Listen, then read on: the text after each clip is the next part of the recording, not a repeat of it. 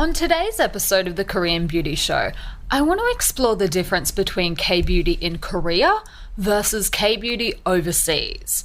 If you've ever wondered if the products sold in Korea are different to what you can find in your country, then stay tuned because I'm going to explore the differences and why I think they happen.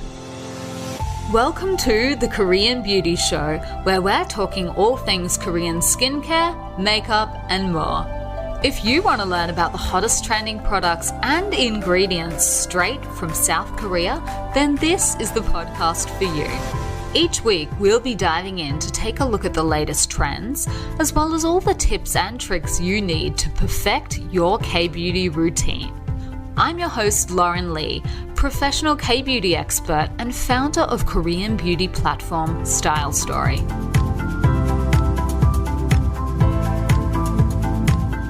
Hi, and welcome back to another episode of the Korean Beauty Show. Unlike beauty from other countries, the beauty brands and products that you'll find in Korea are sometimes different from the ones that are trending overseas. Today, I want to have a little bit of a look into why that is, give you guys some of the reasons that I think that happens, and just explore that topic a little bit more, because I know it is a topic that interests a lot of people. Is this actually what's popular? Are these products actually what Koreans are using? Why are, some of the products different and things like that? So let's take a deep dive into this and explore some of those reasons together. But first of all, if we haven't already met, then allow me to introduce myself. I'm your host, Lauren Lee. I'm the founder of online K-beauty platform Style Story, and I'm a fluent Korean speaker living in Seoul, South Korea. The sponsors of today's show are Style Story. You can visit at www.stylestory.com.au and you will find everything there that you need to explore the world of K-beauty, to shop the world of K-beauty, and just discover more about all of the things behind why we do what we do in the Korean skincare routine. All right, so into today's topic. Now, the first thing when I was thinking about how to explain this to you guys, I guess, was the concept of trends. So anyone that has been following Korean skincare for a little while will probably have noticed that the trends in K-beauty seem to move through quite quickly. And, even in the time that I think about the products that I've used and the trends that I've seen. So in the last 10 years, off the top of my head, I can think of a peach trend. There was a sake trend. Grape was an ingredient for a while. Carbonated water. Snail, which is obviously still quite popular, but has been around for a while. Centella asiatica or Sika. We've done propolis. There was even a starfish trend for a while, which was extracted from starfish. If anyone else remembers that, then hello. You've obviously also been following K-beauty for a while. Horse oil was popular quite some time ago. Honey, mugwort, ginseng, and that's just to name a few. So obviously K-beauty is very, very trends-based. And that is not just K-beauty, that's Korea in general. Koreans love a trend, whether it comes to food, K-beauty, cafes, like architectural design trends and things like that. Like, I just see them pop up one after another in Korea. And the thing about all of these trends is they are constantly changing and there are constantly new things coming up. And one of the reasons why this happens, I think, is because, it's a great way to draw new people in. If you're coming up with something really new and then that catches on, companies that were responsible for kickstarting that trend, they can make a lot of money from it. So in the last few years, just in food alone, I think I've seen the honey butter chips trend. I've seen the Castella cake trend. We've done cup tiramisu. Like, that's just in food alone. And these are the kind of things. We've done bubble tea, the black sugar bubble tea, really, really popular. And it happens in food just the same as it happens in Korean beauty, which is that the trend will rise up and a lot of different stores and people will jump onto it and everyone will be making the same thing. But when that trend starts to die out and the next thing comes along, the old trend just sort of disappears. Like, I don't see many people, like honey butter chips, they're still around, but when they first launched, it was nearly impossible to buy them. People would buy them out of the stores. That's how popular it was. Castella cake, like when that was hot, there was lines around the block. People were lining up just to get their Castella cake. I don't think I even see that much on the street anymore. So whoever was involved in creating that trend, whoever made their money from that, I assume they've moved on to something else. Mala has been really popular in Korea, like a spicy soup, mala tang. So again, like that's been going on for a few years, but you can see that there is this cycle for things to like rise up really and hit the market with a splash and then sort of fade away. And that is particular, I think, in a way to Korean culture, or certainly like Korean culture in the 2010s, 2020s. But it takes time, especially for beauty trends, to trickle from Korea through to other markets. And I think that that's one of the reasons that the products and trends that I see in K-beauty are always going to be different from overseas. Because if you're talking about a trend that lasts maybe a year or two at the most, by the time those products are exported and land in like a foreign country, the trend could have already died out in Korea and they're on to the next thing. So I think that's one thing, is the trends are never always going to be exactly the same as they are, just because of how quickly Korea cycles through its trends. The other thing that I've noticed, certainly coming from a Western background, so I am a white Aussie. For anyone that hasn't already seen what I look like, come over and you can have a look at my Instagram profile. I'm at lauren.kbeauty and you'll see what I look like. But I am a very white, very pale Caucasian Aussie. And if I think about the kinds of products and how people consume products, certainly in Australia, it's not trend-based, or historically has not been trend-based so much as finding a product that you really love and then using it. Once you find something that actually works for your skin, people tend to use it for a long time. Like if I think of the kinds of things that my grandma, my aunties, or my mom, like it's not unusual for people to like wear the same perfume, have a signature scent for their whole life. It's very common if you ask certainly older Australians, what moisturizer they wear. People have been wearing the same thing for like 20, 30 years. They've found something that works for them and they're happy with it, so they don't tend to change. So you can see that that also then doesn't gel so well with this constant cycling through trends. People find a product they love and they get really disappointed when it gets discontinued.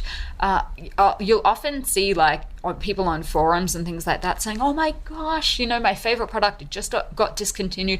What can I replace it with that's pretty much exactly the same? So I think that's just a difference in preferences. Koreans love exploring new products. They're always bang up for like something new, but I don't know that that's necessarily the same in all other countries. Like I'm not saying that there aren't some Aussies out there that, hate using the same stuff and are always looking for the next big thing. But I think in general, a lot of people, maybe they just don't have the time to be constantly researching new things, the money to constantly try new things. So if they find something and they're happy with it and it performs well for them and they like the price of it, I think that a lot of people do just continue using the same stuff because, like, why wouldn't you? So that is one reason why I think it is always going to be a little bit different, the products and things like that are being made in Korea versus overseas. And I think if you have been dabbling in the world of K-beauty for long enough, you will have seen some of that yourself. Even the popular products, for example, Mish's Time Revolution line, they don't stay the same. Even if they keep making it under the same name, they're constantly upgrading the formula. They're doing a renewal, a regeneration. CosRx does this as well. Lots of the big brands do that. So even though they might keep the name very similar or exactly the same, the product itself does change. So that is just, I think, an unavoidable fact of companies catering to the Korean market. So that's the first thing I would say, is that it's different because the trends are different and how people consume trends are different. The second big thing is obviously how the products are marketed. I think this is a big reason why different products are popular overseas. So just for starters, obviously the products that people choose to market in Europe, in America, in Australia are products that they think will gel well with that market, you know, like if it's, say, an American person looking to import Korean products to America, they know the local American market. They know the kinds of things that consumers like, and they know the kinds of product claims and things that are likely to translate well into that market. So they're going to choose to bring over products that they think match with the market. And that's the same in, you know, the Philippines, it's the same in Singapore, Vietnam, China, wherever you go. You will notice that the K-beauty products that are popular there are the ones that people are wanting to use, are used to using, that have the kind of ingredients in them that they like to use. So that's just, you know, common sense really from a marketing perspective. We've already looked at some of these kind of differences, for example, like in episode 8, where we had a look at the difference between skin brightening and skin whitening, and how a Korean audience would interpret a product called a whitening product versus how a Western audience might look at that and think that that's problematic. So I think the other thing is that when it comes to marketing products, there are just some concepts that are more easily translatable in other parts of Asia, which I think is probably why K-beauty has penetrated more quickly in places like, you know, Thailand, Singapore, China, Vietnam, Philippines, compared to some concepts in the West. And I guess I'll go into a little bit more detail about what I mean by that. But for example, the whole concept of Hanbang cosmetics and things that use Oriental medicine techniques, that obviously is a lot easier to translate for people that are familiar with Oriental medicine and maybe go to an Oriental medicine practitioner in their home country than a country which is very Western and goes to a hospital for things like that. So I think that's another reason. You know, the types of products that people use here in Korea, they are just a little bit different sometimes than the types of products that people use, for example, in Australia.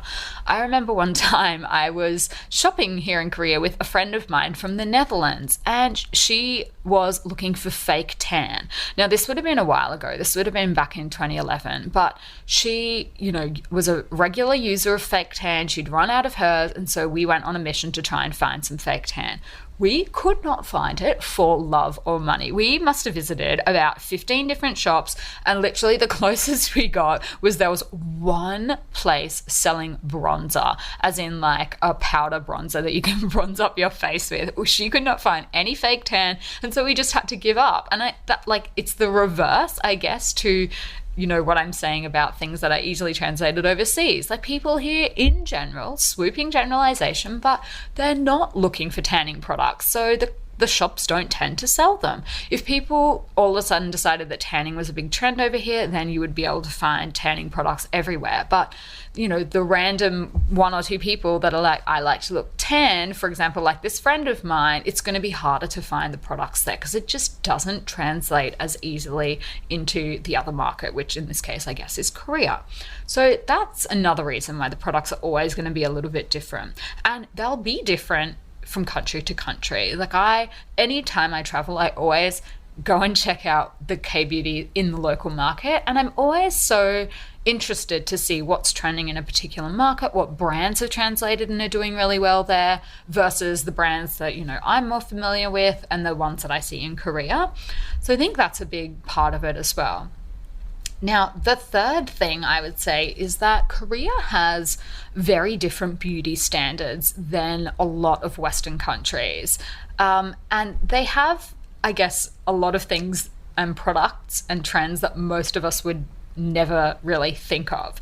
So I'm going to go into them in a little bit more detail. But first, if you guys are interested in trying out some brand new products before they launch or just as they're about to launch, then I would love for you guys to join the Style Story mailing list.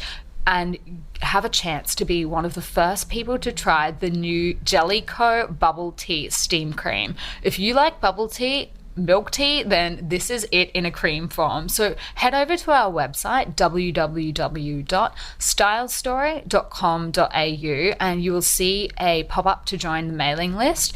If you subscribe, then you will be one of the first to hear about opportunities to test the product for free. So I would love for you guys to do that if that's something you're interested in. Okay, so the different beauty standards. Now, the first one that I can think of, this one was a little bit surprising to me when I first moved to Korea, and this is the V-line face shape. So if you don't know what I'm talking about, then if you picture a V, the letter V, you will know that it sort of tapers down towards the end. So the ideal face shape in Korea is this V-line face shape, like an egg shape that comes down to a V at the bottom of it.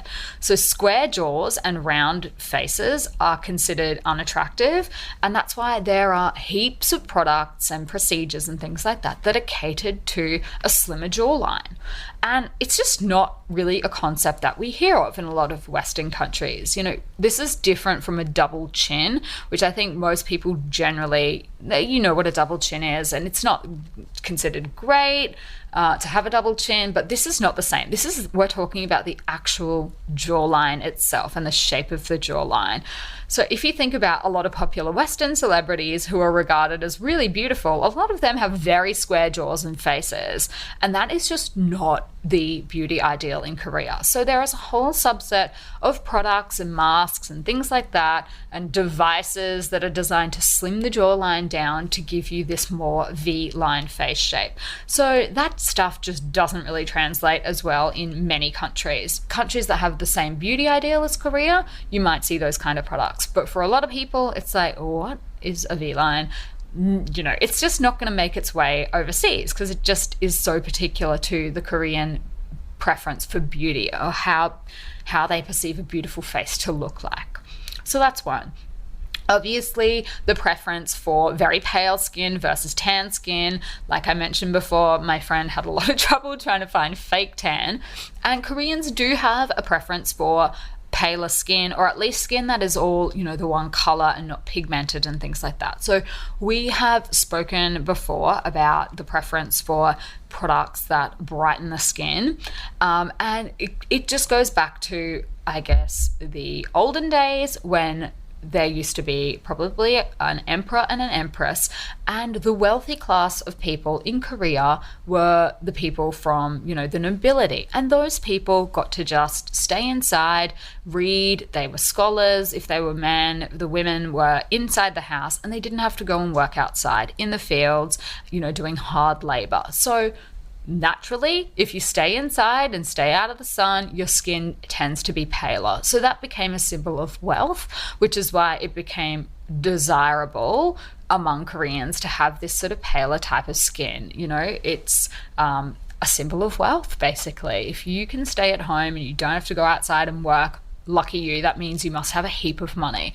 So then obviously that kind of thing trickles down through to the other people in society, and they go, oh, well, I want to look like them too. I want to look like I have a lot of money. So that's the preference. And it's just the opposite in the West. You know, we don't tan as easily. Certainly Caucasians don't really tan as easily. So you get a tan when you've spent a lot of time outside. And when do you spend a lot of time outside? When you're on holidays. So if you've got a tan, super tan skin, it probably means you've had a lot of spare time in your hands, you've been on a nice holiday, sailed Croatia, whatever, and you've gotten a tan, you know? So then other people look at that and go, I want to look like I've been on a holiday too. Okay, I'm going to go and fake tan.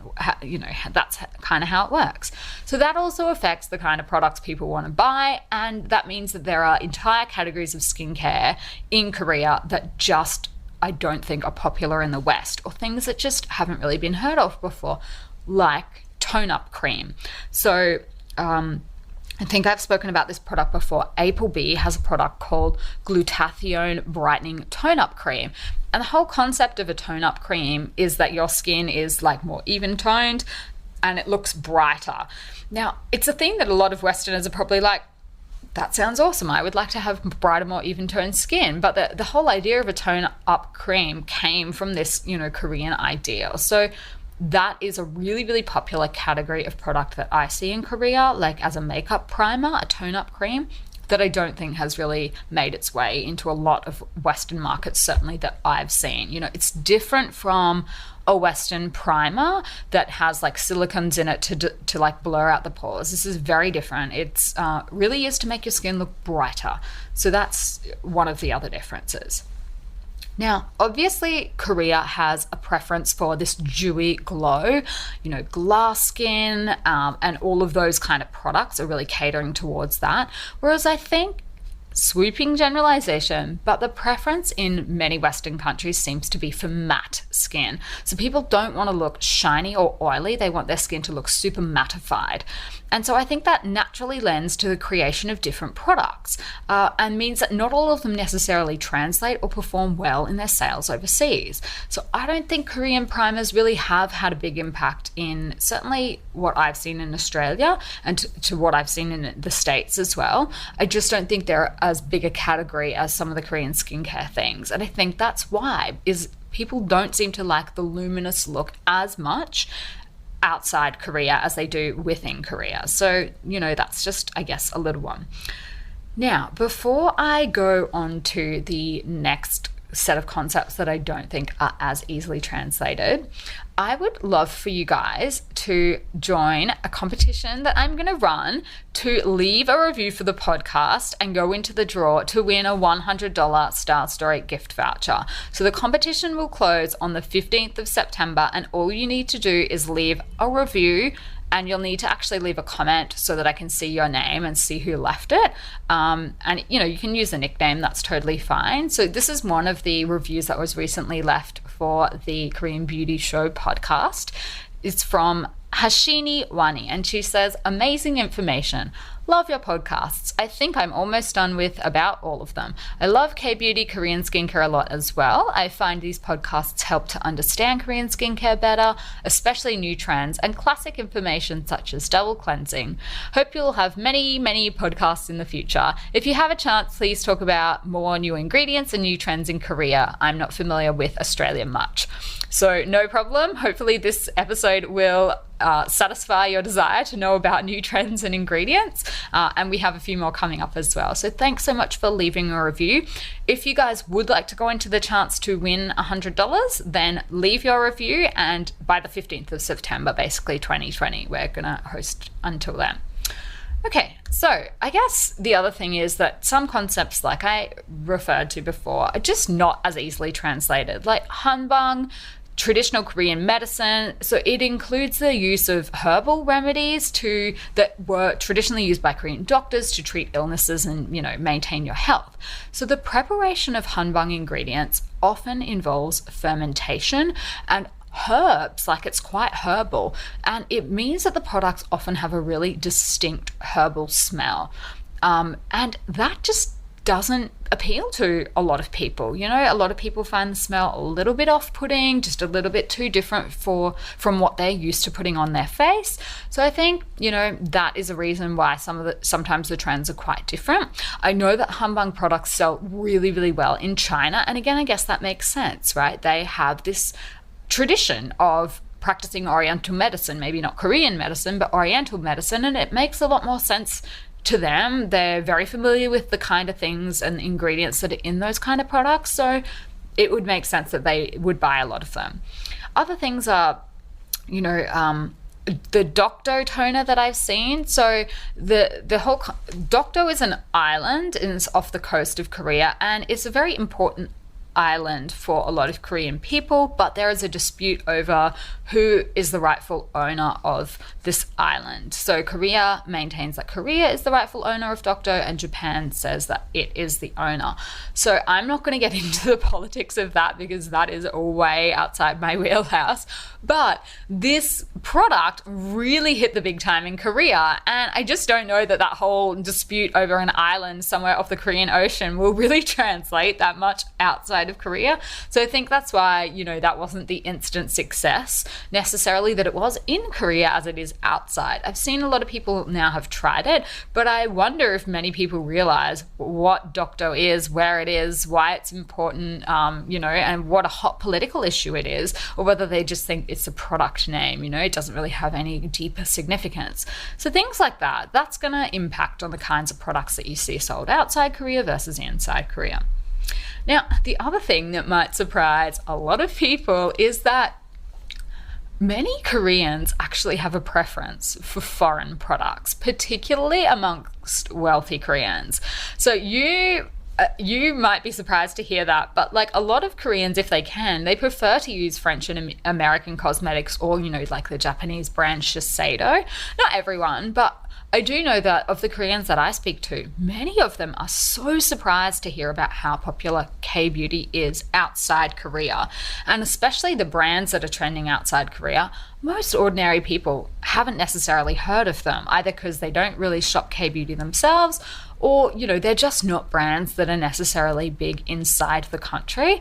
So that's the other thing I would say is that, Koreans themselves don't necessarily all use K-beauty products. Like they might use a mixture of both, but there are a lot of people that have a preference for really expensive brands like Dior and YSL, just because they are expensive. So it's a status symbol, if you've got a Dior foundation or a YSL lip gloss, people know you spent a lot of money to buy that. So there is a little bit of a difference there as well. So I hope this was interesting. It is kind of a little bit different from the topics that we've been discussing up until now, but I just thought, there are always going to be differences between what's big in Korea versus what's big overseas. And I think I just wanted to have a chat to you guys about why I think that is. Now, this is just my opinion, so I would love to know if you have a different opinion, what your opinion is. If you liked today's episode, come over and find me. I'm at lauren.kbeauty on Instagram. You can slide into my DMs and let's have a chat. Okay, guys, until next Tuesday.